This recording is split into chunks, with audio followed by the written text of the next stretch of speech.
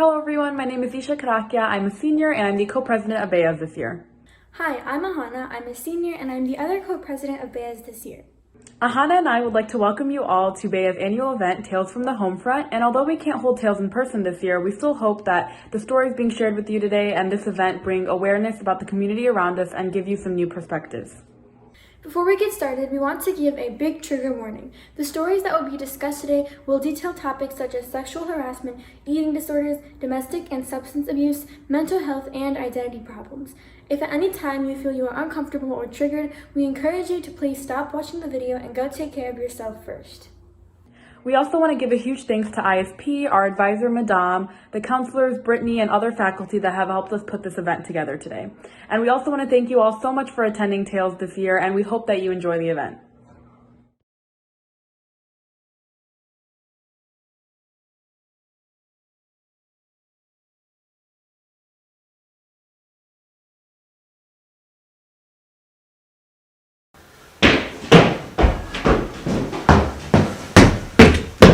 Sunshine. My mother always told me not to stare at the sun, you'll hurt your eyes, so I didn't. That was until the day that the boy with the sunshine smile started to show me some warmth. I swear it was only a glance. Turns out my mother didn't tell me everything. When you stare at the sun, you'll end up hurting more than just your eyes, because once you let it in, and you let it stay, those persistent rays will travel as far as they need to until they are able to hit something. No sunscreen will be strong enough to save you. Your body will get darker by the day. I know it's warm, and I know it's new, and I know that you feel honored that the sunshine chose to shine on you, but baby, it's hard to leave the light when it's blinding you. Trust me, I've tried, I've seen that sunshine smile, heard all the excuses that got me begging for him to stay. I only do it because I love you. You made me do it. Why do you take everything so seriously? I'll leave you. Why do you keep bringing other people into this? I just had a bad day. I'm sorry, but you will always be the problem. No matter what, so please don't stare at the sun, because I swear you're not. You're not the problem. You're not just another cloudy day that needs the sunshine to get better. You're just a person who should have listened to their mother, because the sunshine hurts. And although it's warm, so are blankets and campfires, hot chocolate and love. Especially love. They say you know it when you'll find it, but he will tell you that you already have, so please never stop looking. I wish I could tell you you won't believe him in the moment. I wish I could tell you that he won't make you expect love to hurt. I wish I could tell you that it'll be easy to forget. But I can't. So all I ask is that you wear some sunglasses and try your best. Know that I am here for you.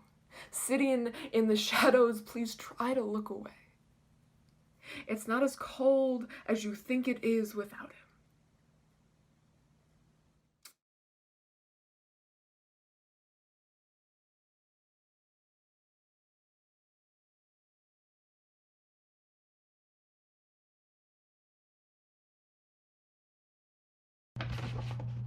Food has always been a hot topic in my family. My dad has had weight issues for as long as I could remember, and my sister developed weight issues into middle school. Everyone was always dieting.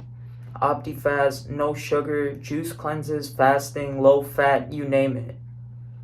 Honestly, I never cared, happily eating all the chocolate and candy in the world, until one day in 6th grade, some girl who I barely ever talked to came up to me and said, "You need to lose some weight." At that time, I didn't think too much of it, but as I grew older and puberty became more and more of a thing, I started really looking in the mirror, and I was disgusted. It started out fine. I ate fewer sweets, joined a volleyball team, and started actually playing games during recess. I was still incredibly uncoordinated, always the last picked in gym, and couldn't run a sub 11-minute mile. But one summer later, and 6 pounds lighter, I suddenly became one of the most athletic girls in my class, and it felt amazing. But the fall season ended, and through a combination of family and school issues, I began to restrict my calories. It felt so good. I didn't have to think about the failure I was. I could just think about the food I couldn't have. I felt in control, like I didn't have to listen to all the idiots I had to work with at school every day. The pain was addictive, and I needed ways to get more of it. So I started doing crunches in the middle of the night, obsessively walking around school during passing periods, and filling my search history with eat this, not that articles. I would eat desserts and then spit it out into the trash can, avoid social gatherings, and look at pictures of models so I could be like them. Be like anyone but myself. I tricked myself into believing what I was doing was good for me. After all, I was eating only fruits, vegetables, whole grains, beans, nuts, and seeds. Isn't that what they tell you is healthy? The constant shivering, hair falling out, clothes that never fit. That was healthy, right? The 110, becoming 105, becoming 95, becoming 85. That was healthy, right? To my astonishment, I was wrong. I was diagnosed with an eating disorder, started seeing a nutritionist and therapist, and dreaded every minute of this recovery thing. I became more and more deceptive, throwing meals down the trash, lying about the food I ate, gifting my Oreos to a friend out of generosity. That June, my family went to India, and let me tell you, going to India as a recently diagnosed anorexic is one of the most painful experiences imaginable. Everyone was constantly offering you food, and if they weren't, they were pointing out how thin you were. Blind people told me I was too skinny. Food insecure families told me I was too skinny. It was mortifying, and the fight my family had at the airport about how I acted those 2 weeks still haunts me to this day. A bag of Maltesers and a double chocolate brownie. It was those two forbidden foods that stared back at me on our dinner table on a hot July night. My hands shaking as I tore the wrapper, finally trying out this facing my fears idea. I had one malt ball, then another, and another, then the whole brownie. I had another bag of Maltesers and another chocolate brownie. It then became sleeves of Oreos, entire jars of peanut butter, slices of cakes, and hundreds of chocolate bars. This happened for weeks on end, slowly breaking all the rules I worked so hard to build, feeling happier and more liberated than ever. The following year, my weight slowly went up, despite still compulsively exercising, avoiding social gatherings, and hating my body. I got more into working out, learning I could do things like push-ups and pull-ups, things I was once way too weak to do, and my athletic reputation only grew. So here I am now, in this weird phase of being recovered in the sense that I no longer see a medical professional, but still occasionally held back by the negative thought patterns that started this mess. I know I'm already a fairly above average student, but I often wonder what my life would be like if none of this ever happened. If I would have been able to be one of those middle school entrepreneurs or scientists with a patent at 14. But I think the things I've been able to achieve in my life were not in spite of anorexia, but partly because of it. It's weird, but I guess you could say anorexia is an extreme and dangerous form of motivation for self-control and achieving a goal. And I was eventually able to realize that I could simulate those needs through things that weren't dieting, but clubs and projects. People always say, "You're so disciplined. I wish I could be healthy like you." Don't. Just please don't. I don't say it out of humility, but out of humiliation for the horrible ways I've misinterpreted healthy and the grave consequences it's had on my life. Because our view of health is so narrow-minded to salads and 2-hour gym sessions, but I wish more than anything to be like you, able to eat whatever I want, whenever I want, not constantly worrying about how I look or what others think of me. That's healthy, and I just don't know how to be like that, even after 4 years. We all try to do these things to prolong our lives at the expense of making life worth living. We all want to feel beautiful and accepted, whether it's by our peers or dream college, and we'll push for those goals at the expense of feeling happy and safe. I ask you, how far will you go? By now, especially if you're an upperclassman, you've likely figured out who wrote this. I hope you don't see or treat me as any different person, because that's the worst part of talking about any mental illness. I know, I'm weird, antisocial, a try hard, and I look back upon my IMSA career with more regret than nostalgia. I wish I spent more time getting to know you rather than consumed by my thoughts about eating and body image, thoughts that kept me locked in my room under the false pretenses of being busy. Just know that if you're struggling with these kinds of things, you don't have to do it alone because it's not about just eating more. And if you don't yet know me, know that I'm here for you, and I think you're really cool.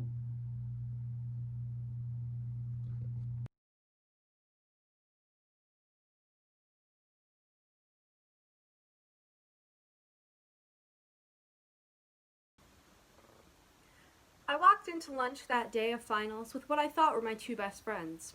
One a fellow freshman and the other an outcast junior. The three of us dropped our bags and pulled up a few chairs to an empty table in the middle of the lunchroom, munching on my peanut butter and jelly and cramming for my bio final. I was interrupted by this guy who I had talked to a few times in gym class. No one knew Tom's last name, but we called him Suit Tom because he wore a suit every day, even in gym. He was a real quality kid. Let me borrow his jacket if I was cold while I was walking around the track for PE. One time after school, when we were bored, we found really dumb things to keep us entertained, like attempting to fit into a locker and pushing each other down the halls in a cardboard box. So I was pleased when he sat down with us. He could always make a person laugh. However, his friend Nick took the liberty of popping a squat on my left. Nick was a big-time football kid. Well, in actuality, he wasn't that much of a hot shot, but no one felt like bursting his bubble, so his ego was rather unbearable. Tom started by raising me about biology with the typical remarks, "Come on now, who studies?" I laughed. He always teased me about being a bit of a nerd. But Nick kept it going. "Who cuts their hair like that?" he asked, grasping a lock of my short blonde hair and letting it fall back into place.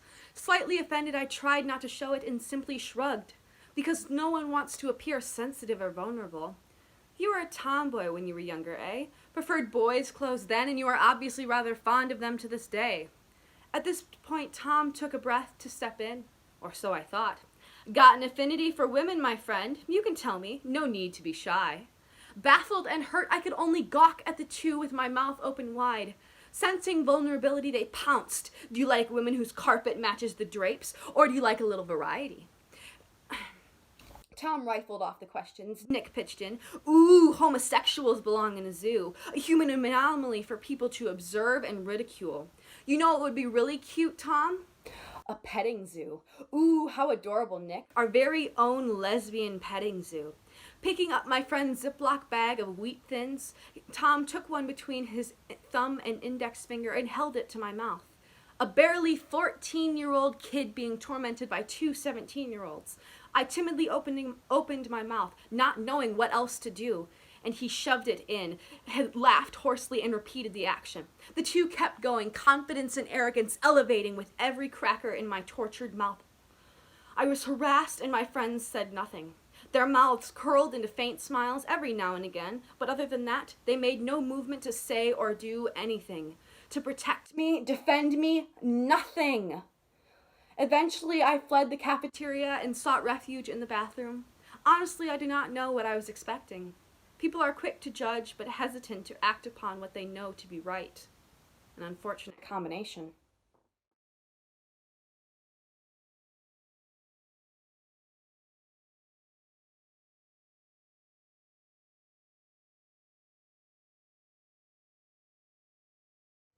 I want you to close your eyes. Go on, do it. Now, think back to the most vivid memory you have of your childhood. Try to remember as many details as you can, whether they're about the specific place, who you were with, what kinds of emotions you associate with this exact moment in time, or even what distinct smells were in the air. Got it? Good. Now imagine this event never happened, and how your life might be different because of it. Because I sure as hell wish that September 14th of 2000 didn't happen. We had just visited Niagara Falls that morning and the CN Tower earlier in the week. I know because I have the pictures to prove it. Sometimes I just dig them out of our worn-out photo albums and stare at my 6-year-old self, wondering what exactly was running through my mind at those moments in time. Had I known what was going to happen just a couple of hours later, I might not have been smiling as brightly as I was. The only memory that still haunts me from that day is how hard my dad's hands were trembling as they gripped the steering wheel, turning his knuckles as white as my mom's fear-stricken face as she told my younger brother and me to duck down in the back seat. Without even knowing the purpose of the booths down the road, I felt the tightest knot in my gut and knew that I couldn't budge from my spot. I was actually more concerned with the thought of turning to my left and seeing my brother jump out of his seat trying to peek out of the window out of sheer curiosity. The entire process took less than 10 minutes. My dad just walked up to the man and woman in the booth and showed them his passport along with my mom's, saying that only the two of them were visiting as tourists. Simple as that. He came back to the car silently, and we pulled out of the immigration checkpoint. A couple of miles later, his excitement burst out of him in a wave of "We did it!" hysterical laughs and beaming smiles. Everyone else in the car was silent. I, on the other hand, burst into tears. I had just become an illegal immigrant of the United States of America. How did we not get caught? Even my mom wonders why neither of the officers at the booth thought about walking up to the car. Were it a year later, our chances would have been less than slim. I still like to think that maybe it was fate or some guardian angel watching over us. You may call it bullshit, but I call it the only positive light that I could shine on this fucked up situation. There's not one day that I don't think about this. I have spent the past 11 years hearing my friends talk about visiting their grandparents on holidays, taking vacations to countries around the world, and finally getting their licenses. I have spent nights crying and wishing for a different past, wishing I was as lucky as my friends to have that one piece of paper being able to prove myself as a true American. I'm surprised I haven't run out of tears yet. But does my lack of a social security number really make me less of an American? I have done nothing but try to prove myself in this country. I worked my ass off to learn English from scratch, focus on my schoolwork, and commit myself to community service. I grew up on SpongeBob and am addicted to Domino's Pizza. I love this country. I feel the twinge of patriotism whenever I hear the Star-Spangled Banner. More importantly, I love the American dream. I have believed in it since the day I came here, and I still believe in it now. I have seen my parents sacrifice so much of their lives for the happiness that Thomas Jefferson said every person in this country has the unalienable right to pursue. Not happiness in money or power, just the happiness of bettering ourselves as people and freely following our own passions. One of IMSA's 10 belief statements is no one's path in life is predetermined. Although a part of me regrets my past, another part feels blessed. I know that one Thursday morning 11 years ago does not define me. If anything, it just gives me more motivation to succeed and prove myself further.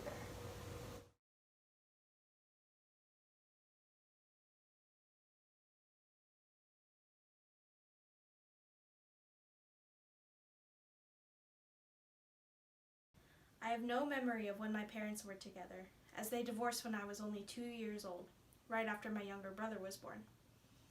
When my parents divorced, my mom moved 30 minutes away to the town we still live in, while my father stayed where he was.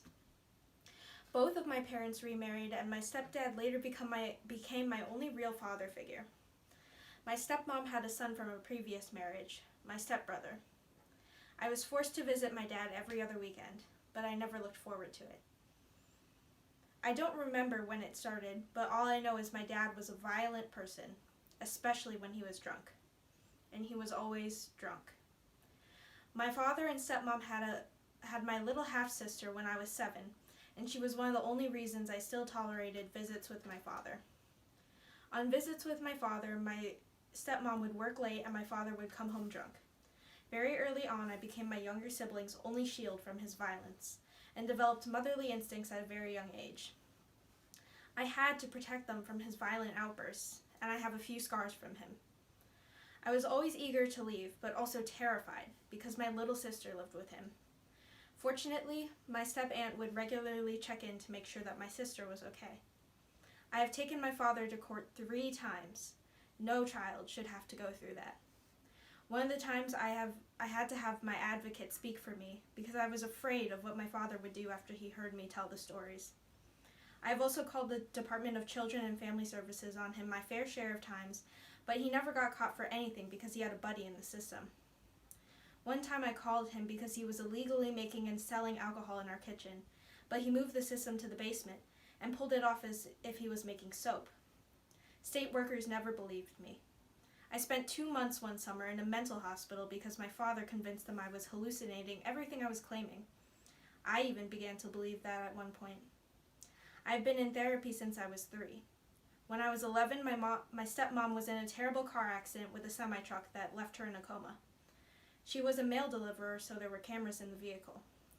I was shown the tape of the accident that left me with a fear of semis and PTSD.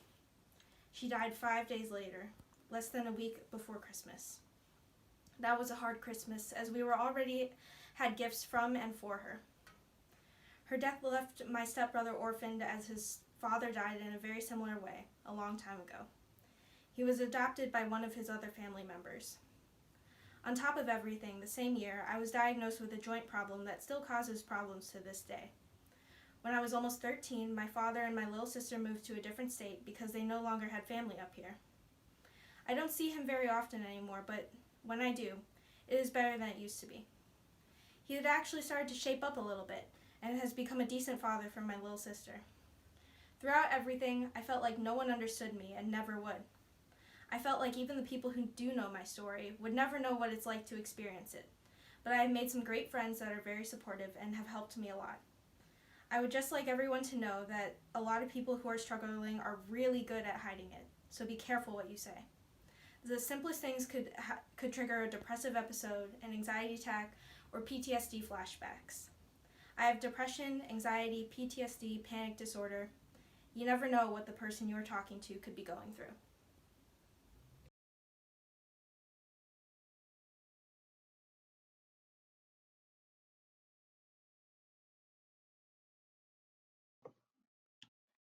I'm a first generation American. My mother came to the United States after marrying my father in 2002. She asked my dad to help her brother get his visa and even his job, which he was more than happy to do. When I was still young enough to play with doll houses and be afraid of riding my bike without training wheels, my dad was able to set my uncle up with a job at Caterpillar in Peoria. And during the work week, he stayed in Peoria, but since it was so close to our house, he would take the bus to stay at our house every weekend. For me, I was so excited to have someone come and visit. Almost every time he visited, he would bring me a new toy, and we would spend hours just playing together. At first, when he started touching me, I didn't really notice. It was always something subtle, like a lingering hand on my chest or a subtle pinch on my behind. For a child who at the time didn't even know what sex was, these touches had no reasoning. I never thought anything of it. If anything, it was just irksome because it meant that playtime was interrupted because he had to feel my chest. I never said anything about it, never told him to stop, never anything, really. I do remember getting really quiet and still. Somehow I thought he was helping me, like he was checking my body to keep me safe. As the weeks went by, it started to progress. The touches would be longer. They grew more bold and more uncomfortable for me.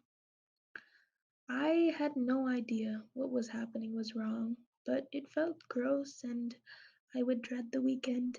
At that tender age, I knew it was wrong to have a boyfriend, but I never made a connection between those kinds of relationships and the one that I was supposed to be having with my uncle, a man I trusted and loved. So, despite the crawling feeling in my stomach, I kept silent. It wasn't until my mother caught him in the act with my shirt up and his hand on me that I felt relieved. I had no idea how to voice my concerns or even that they were concerns, but at that moment I felt relief. However, that relief was short lived because within the next moment my relief was replaced with guilt and fear. I remember the moment vividly. I was on the floor of my bedroom with him sitting next to me. My mother comes in unannounced, and immediately he drops his hand from under my shirt. She, as his older sister, remained silent. She just stood in the doorway, staring. My mother is an emotional woman, and I remember the look in her eyes wasn't the burning anger I have seen so many times, but rather just blank. Nothing was said. A week later, she grabbed him by the ear and threw him out. He moved to the UK, where he lives today. For the longest time, I thought I was just making it up in my head because nobody had ever said one word to me about it. Not one single word.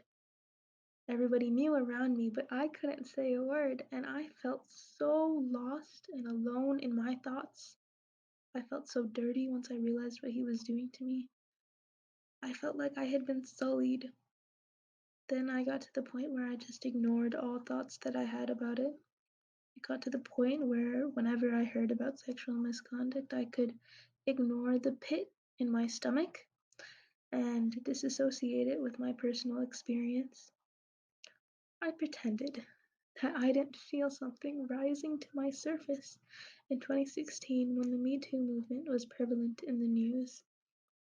9 years later, I'm just now realizing that I can speak about the traumas of my past. This past summer, I submitted my story anonymously to Dialogues of Desi Women, a group sharing stories of sexual misconduct. Even to submit my story there, I felt like my story wasn't right. I felt like I was exaggerating, like what had happened to me wasn't bad or worthy of anyone else's time. I was worried that it sounded ridiculous. I thought people would think it was my fault for never saying anything about it. I was worried that people would think I wanted it, that even as a child, I had wanted my uncle to put his hands in between my legs and on my breasts. I got the strength to submit my story because of my mother's. It wouldn't be until half a decade after my uncle left that I would find out from overhearing my inebriated parents that my uncle had touched my mother too. She was much older than I had been, and his violation of her had been much more graphic. When she told my grandparents, they hadn't even reacted. When I learned of her history, her hesitation to take action, which had previously left so many questions unanswered, what had been hurt and fear turned into understanding.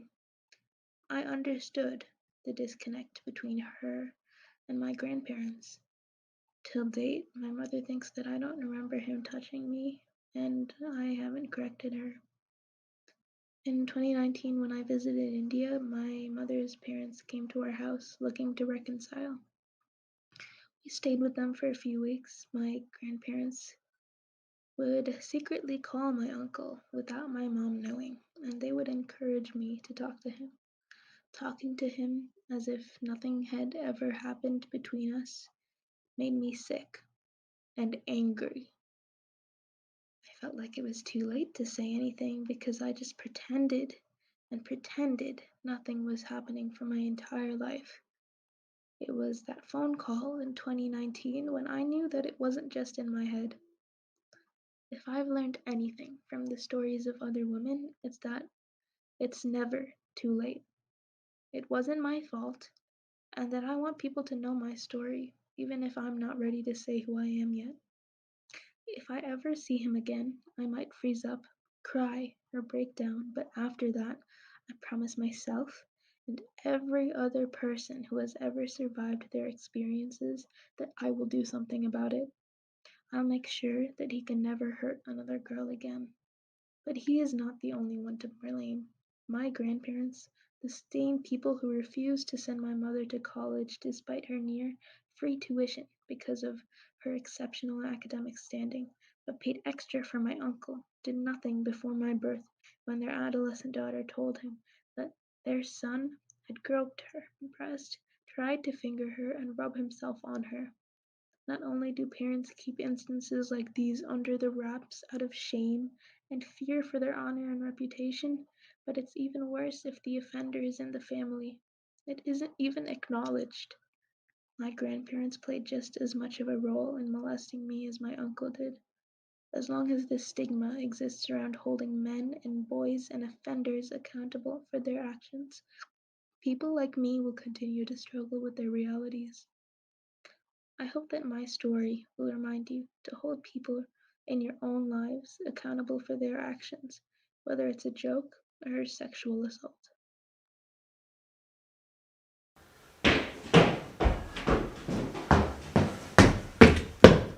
Weak. The tricky thing about mental illness is that the hold it takes on a person's life is hard to understand when it's not your life in its grasp. To an outsider, it may look like weakness, a personal fault, a choice. But make no mistake, the fog that settled in was never welcome in the first place. The chemicals in their brain have conspired against them, holding them hostage to its whims. You want to tell me that they're just weak? Tell me everyone struggles from time to time, just push through it. But they've pushed through every unwanted day, decades passing between every sunrise and sunset. The highs in their lives have long dipped into lows, and they can no longer remember a time outside of the endless stretches of desert, struggling to see anything in sight but the same bleak fate for miles on end. And yet they continue. You want to tell me they're just weak? Get out of bed, be a productive member of society. But you have never known a life filled with thoughts so persistent they've become incoherent, leaving you with nothing but a numb pain, a heavy weight that seeps your energy. Mundane tasks grow a mouthful of teeth and fire.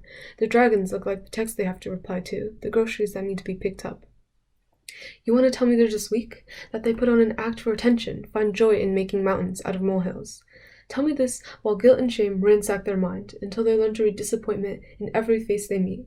Tell me this as they push people away to free their friends from the burden that they believe themselves to be. You want to tell me they're just weak, but you're only seeing the aftermath of their struggle. They may have been weakened by their battles, left breathless by the fight, but they are certainly not weak. It's hard living with a mental illness. This is not a cry for pity, but please show more support and understanding. Mental illness does not equate to weakness.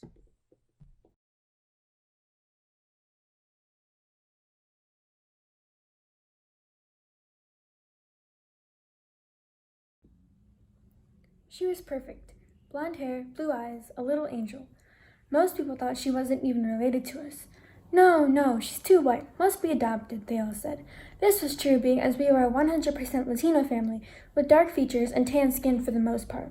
But Lily's reality surpassed her blonde hair and blue eyes.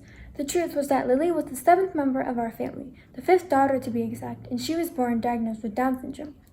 I was 8 years old when I found out, and all I remember is my mom saying that Lily was special and that it would take her a little bit longer to learn the basics. I didn't think much of it at the time, that is, until she was 2 years old and still could not crawl. She had very few possibilities of walking, according to the omniscient doctors. So Lily continued with her life and began taking physical therapy classes 3 times a week. Needless to say, she was able to walk, and she even learned sign language since she wasn't speaking. Every single one of Lily's accomplishments was celebrated in our household and still is.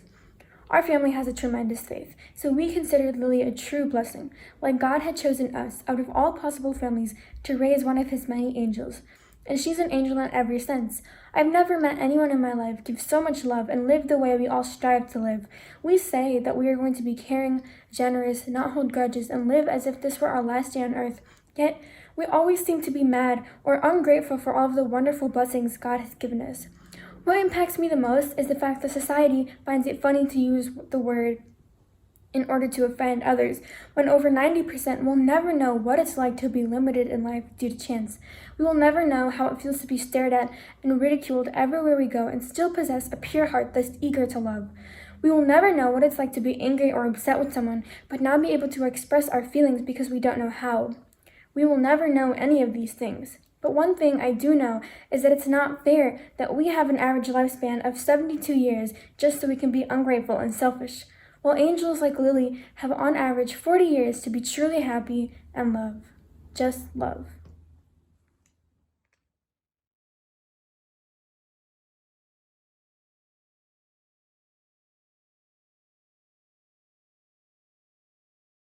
Nice butt, Tins, he said to me in earth science class that day. When walking behind me in our trek from the classroom to the lab, he teased, "Is your mom a beaver? 'Cause damn, girl." Ever since I started public school in rural Wisconsin, I realized several things. I was African American, I was curvy, and I was smart. These three things made me radically stand out from everybody else. At first, I really didn't take much notice of my differences. Sure, I was the only non-Anglo person in my neighborhood, the tennis team, and all of my classes. Sure, all my friends wore jeans in the single digits, while I wore much larger sizes. It didn't really matter to me at the time. I guess it was just youthful naivety on my part. I just focused on doing well in school and working hard and practicing on all three of my instruments. I made really good friends, hung out with them constantly, and well, life was good. After a few years, my family moved to Illinois, where I began the 8th grade. Now, I don't know if all of you know this, but being the new person in 8th grade of all grades is one of the worst things that could ever happen to you. By this time, cliques are in full force and everyone is incredibly tight with each other. Even worse, I stood out like a sore thumb in my school. To my surprise, I was attacked from both sides. Because of my dark skin and my lack of knowledge of anything hip-hop related, I was too black for my white peers and too white for my black ones. I couldn't win. I couldn't fit in. I was stuck. I tried to change and appeal to the side of the school I knew best, the Anglo side. I bought expensive Hollister and Abercrombie clothing, stopped eating lunch, and began meticulously counting calories. But it didn't help. Like the boy at the beginning of this story, people continuously commented on my size, my ethnicity, my life. I dreaded walking into my earth science class for fear of what that kid would say to me about my rear end. Now, you all might not have realized this, but I have a really big butt. Hey, it's not my fault. It's not that I eat anything I shouldn't or don't work out. It's genetics, for crying out loud. I wish I told him that day. I started to detest school. I loved academics and learning about the world around me, but I hated how when people found out that I lived in a highly upper class neighborhood, they would raise their eyes and say, "Wow, really?" I loathed how one day at math team, one of my team members said, "Hey, you smell really good. Do you actually shower?" I hated how no matter how hard I tried, I could not make any friends, even though I achieved the highest grades in all my classes. It became really difficult for me to smile, something that would probably surprise most of you. Well, I guess it's pretty obvious I applied to IMSA around that time. I longed to go to a school where people would accept me for exactly who I was, my dark chocolate skin and curviness aside. I wanted to be academically challenged, forced to interact with intelligent people, and truly be myself. Once I got here, I realized that it is possible to be surrounded by people who really love you for who you are in a school setting. Over the past 3 years, I've come to embrace myself and create a sense of self-confidence and pride in my roots. I don't want all of you to hear this story and feel bad for me because in the end, I'm incredibly grateful that all of this has happened to me. I have learned more about myself than I would have ever thought possible. I came to rely heavily on my family and their continual support. I have made truly incredible, diverse friends here and made some pretty awesome memories. You want to know one thing I've learned about myself through all of this? I'm a Nigerian American. I do weigh more than I would prefer, and I am intelligent. And who on earth are you to tell me something different?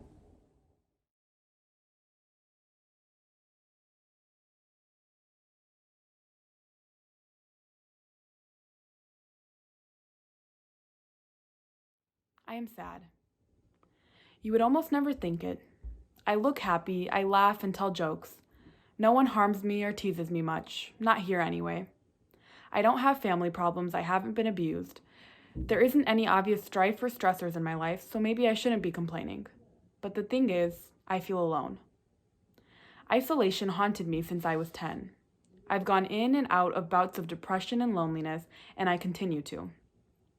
I felt alone and cut off from my friends and family. Last year was undoubtedly the worst of them all. It was worse than the constant crying, anxiety, and loneliness of the 5th grade, or the name-calling and betrayal of the 6th. This is why the 8th grade was the worst. I have opinions that I desperately need to express. If I heard that someone was being hurt or threatened or was abused, whether it was physical or verbal, I had to speak. I had to say something for the unspoken voices. My friends, the people I felt closest to in the entire world, didn't want to listen. It wasn't a, okay, we get it, stop talking sort of response, but a we don't care, shut the hell up reaction. Once, they shoved a paper in my face to keep me from talking. If I even opened my mouth, I could see their eyes roll. I didn't feel safe being myself in front of my friends. I didn't feel accepted. So my mind receded and I started to shut off from them. I was also having some trouble with my boyfriend of over a year. He had even less respect for me than my friends, among other issues. We were walking the track in PE with one of my other friends, and I was jabbering on about some dilemma or another, something that influenced me deeply and struck me to my core. And in the middle of my sentence, he turned to my friend and started talking. I wanted to cry. I wanted to hide in a corner and cry until I fell asleep, like I did most nights during this time. They were the people I trusted the most, cared about the most, and felt most comfortable around, aside from my family, in my entire life. They cut me off from them and cut me out of who I was. I think I know why I still cry myself to sleep most nights. Why I don't speak my mind all of the time. Why I abruptly stop talking and refuse to say anything else, only talking in my own head. My mind isolated itself in protection. Nearing the end of the year, I could spend hours with them and I wouldn't talk more than 3 times. The weeks leading up to the receiving the acceptance letter from IMSA, I imagined what would happen if I wasn't accepted. The thought of it scared me. The concept of living another year without learning much and dealing with my, by then, ex-boyfriend and feeling alone every day while being surrounded by people I loved scared me more than I can possibly express. Now that I'm here, I feel like I can be who I am, but I'm too afraid. I am too afraid to completely trust those who are closest to me anymore. They could be the nicest, most understanding person I had ever met, but I don't think I could open up entirely to them. But if I hadn't come here, I can't even imagine the state I'd be in at home. At IMSA, I will trust again. At IMSA, I won't feel alone every waking moment. At IMSA, I will be happy.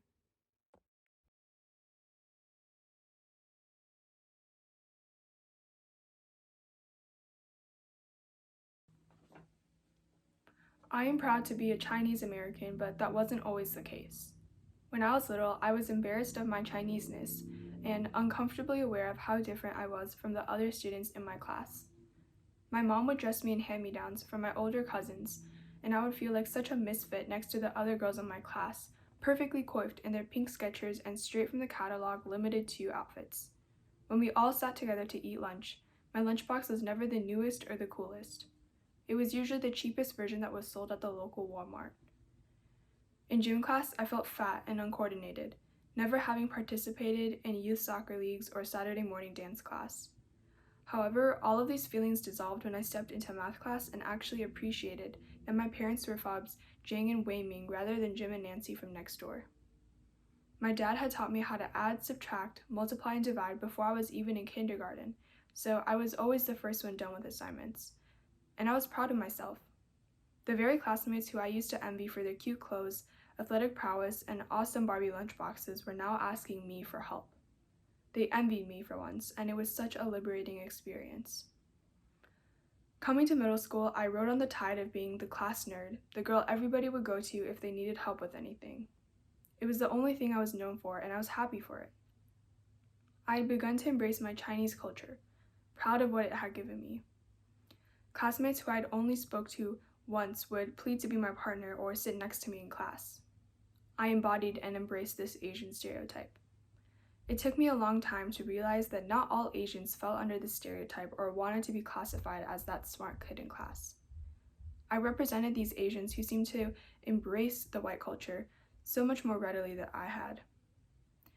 I spitefully called them bananas and allowed myself to accept their existence by giving myself the moral high ground of being a lemon, a true Chinese person who didn't let go of her values. I wanted to perpetuate this lemon stereotype to hide my own insecurities and envy of these bananas. I might have been respected, but they were accepted. They were invited to parties while I was only called upon as a last-minute thought to study breaks that turned out to be only a massive copying session. In those early, immature middle school days, I allowed my envy and my insecurity to get the better of me. I let these bananas and their white cohorts exploit me and delusionally called it friendship.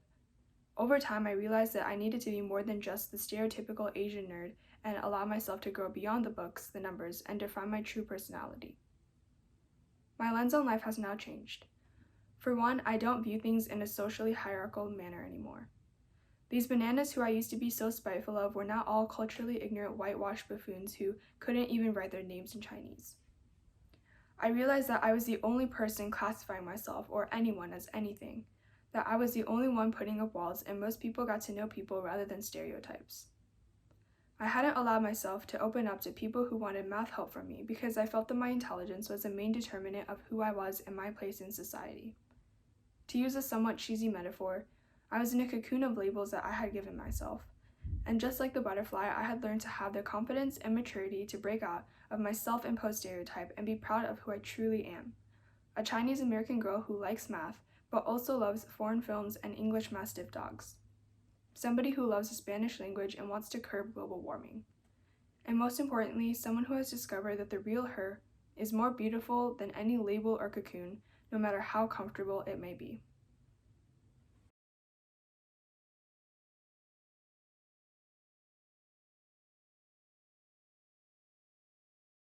Domestic abuse. I could start with the sexual abuse when I was 6, or the emotional abuse and neglect throughout my childhood, or several nights where I seriously considered taking my own life.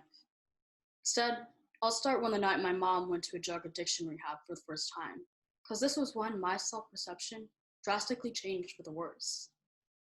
Growing up, I always knew something was wrong with my mom, and she was up to something illegal. But I never knew it was that serious until that night. She reached highs that I didn't even know the human body could tolerate. My dad, brother, and I rushed her to the hospital, and the night was atrocious. I could still remember the scenes like it was yesterday. My mom doing drugs like it was her last day on earth, my brother trying to smoke, and my mom letting him, my dad screaming his head off, and me, sitting alone outside the rehab center, crying by myself and feeling pathetic. From that day on, my already negative self-perceptions from the abuse got heightened to an extent I didn't realize possible. I hid every emotion possible, because I believed emotions were bad and had to be hidden. I believed that in order to be of worth, I had to perform, and with results, I had to perform until results were nothing less than perfection. I transformed into a robot that just did stuff. I would make enormous lists of things to do for myself, most of them lasting about 3 pages long. I worked tirelessly to be the perfect child. Yet no matter how hard I was on myself, I was never good enough to get even a glimpse of my father's approval, nor my mother's love. The whole system of being a robot stopped after working after a few years. In 9th grade, I accepted the fact that I was not good enough for my mom or dad, and could not meet their expectations or my own. So, I grew to love myself. I would stare in the mirror and say, I hate myself, and I wish I was dead.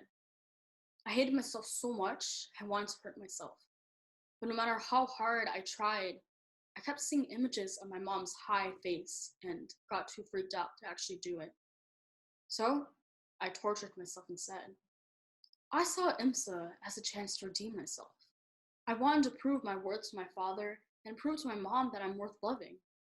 So, I turned into a robot again, putting enormous amounts of pressure on myself to perform and study.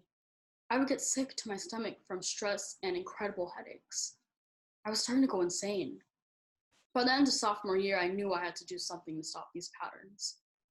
I began seeing a counselor in the summer after my sophomore year because my mom found out that I was trying to hurt myself. Little did I know that I was beginning a healing process Little did I know that I was beginning a healing journey that would change the way I viewed myself, the pain, and the future.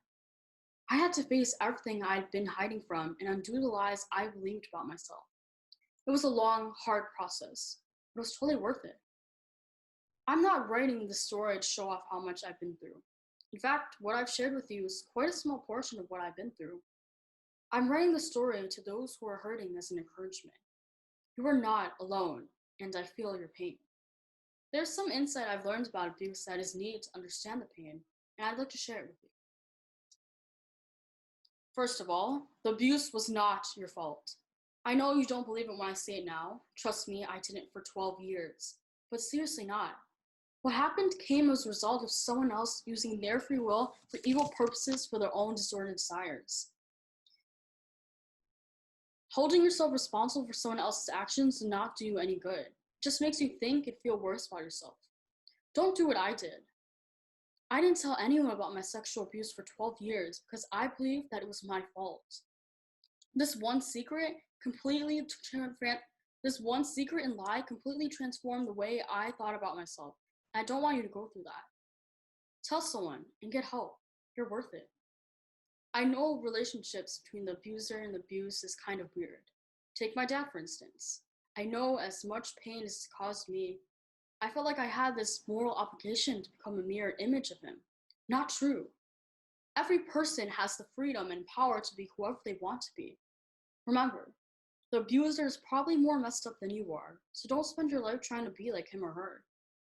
Self-worth is based on performances. It's based on who you are. It's something you know in your heart is true because you're an amazing person. Everyone is. I know you don't believe it now, but someday I hope you do. After all, we all are called human beings, not human doings. Most of all, life is worth living. I know that sticking around during rough times is awful. I understand that it's so much easier just to put a bullet through your head. Trust me, I almost did a few times, especially the night my mom went to jail. Remember, everything that happened had nothing to do with you. People misuse their free will in an unjust way towards you. You don't need to make up for their mistakes, live their lives for them, or beat yourself up for their actions. That's their stuff to deal with. This is your life, and you can do whatever you want with it. Don't let people tell you you're not good enough. You're an amazing person, and you're capable of much more than you realize. The past happened, and you can't change it. But the future is what you make of it, and you have this moment to enjoy. Enjoy each moment. You'll never come again. I believe in you, and I believe that you can overcome anything you put your mind to. Question is, do you believe in yourself?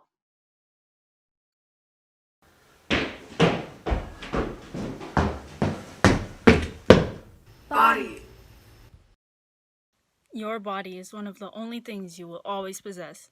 No matter what, no matter how much you might want to, you can't trade it out or have another one. And sometimes, no matter how hard you try, you can't change it at all. No matter how much you eat, no matter how much unhealthy food you buy or snacks you munch on during Zoom calls, you can't gain anything. Or you decide to skip one meal, then two, until you haven't eaten in days, and you've learned to ignore the hunger so you won't eat too much, and potentially gain more weight.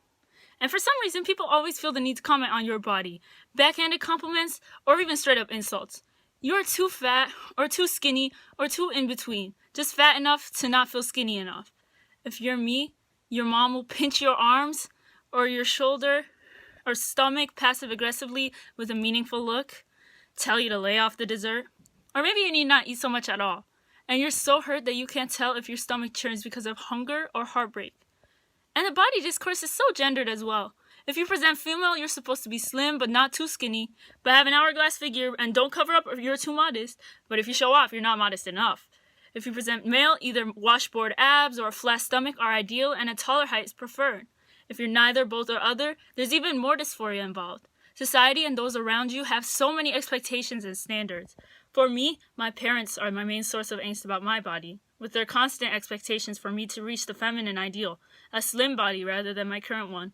During this quarantine, I had no choice but to stay at home, around them 24/7. forced to meet their demands for me to exercise and eat healthy, even though I was almost always hungry and miserable, and risked being berated if I expressed this. They said it was for my own good, but I knew better. I could have gotten more in shape by playing sports in the local fields the way I wanted, but as soon as I asked this, I was told to follow extreme YouTube regimens at home instead, so they could watch me under their watchful eye. I lost more than 30 pounds. At some point, my BMI was almost underweight. I was so excited when I stepped on that scale and hit that landmark. I thought it would mean the end of their insults. But I still wasn't skinny enough. It didn't stop. Hasn't stopped. I'm still not skinny. Not in their eyes. I can always get skinnier. But so what if I'm not? I, and you, shouldn't worry about what others think. Ignore every single person who insults you. Yes, I know firsthand it isn't that easy. But I also know that I've lost 30 pounds and shaved off all my hair, and no one outside of my family has said anything. Some people might be saddened if that happened to them, but for me, it's all I have ever wanted, to just exist and change and grow and have no one care. Because the only person whose opinion matters is you, and the only person whose life is affected by your changes is your own. So please don't carry weight in the words of those who do not love you. And if you feel like no one loves you, it's even more of a reason for you to love yourself and your own body unconditionally. In the end, how you want to look is your best look, and how you should look always. Your body is one of the only things you will always possess, and no matter how difficult it gets, I am determined to begin loving mine in all its forms. I beg and encourage you to do the same. It will free you.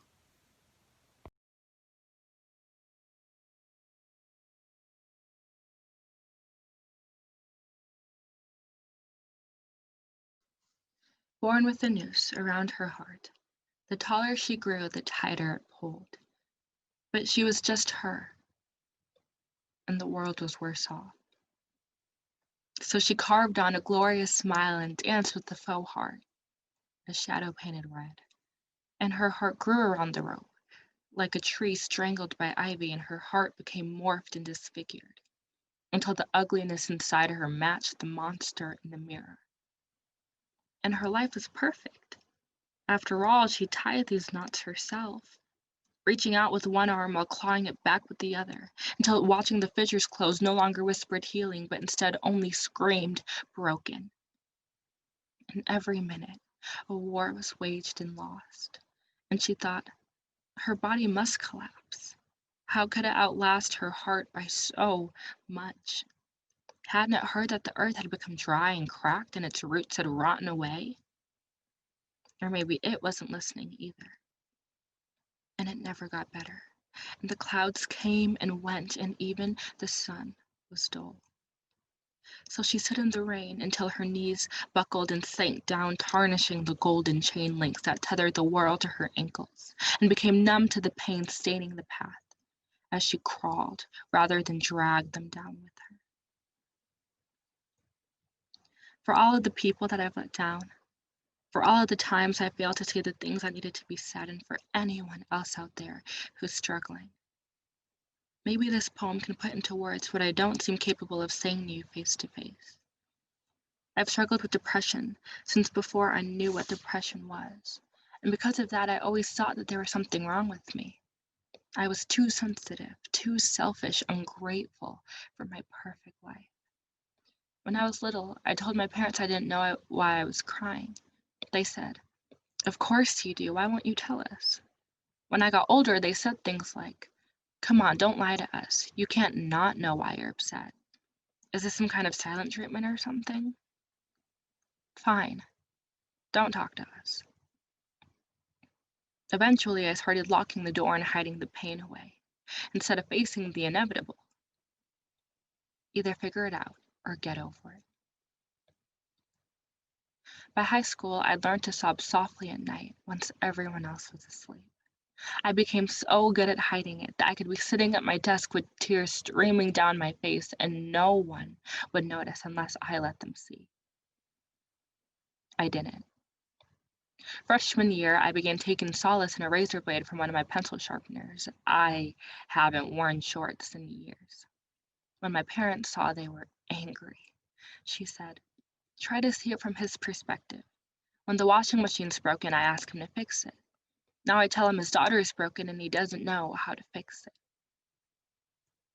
My poor parents, stuck with their broken little girl. I'm sorry, I'm not what you ordered. Did you keep the receipt? I guess it's a little late for an exchange, and I don't think duct tape or super glue will help either. Some days are fine. Sometimes even a whole week will pass without the urge to slit my wrists, not lately, though.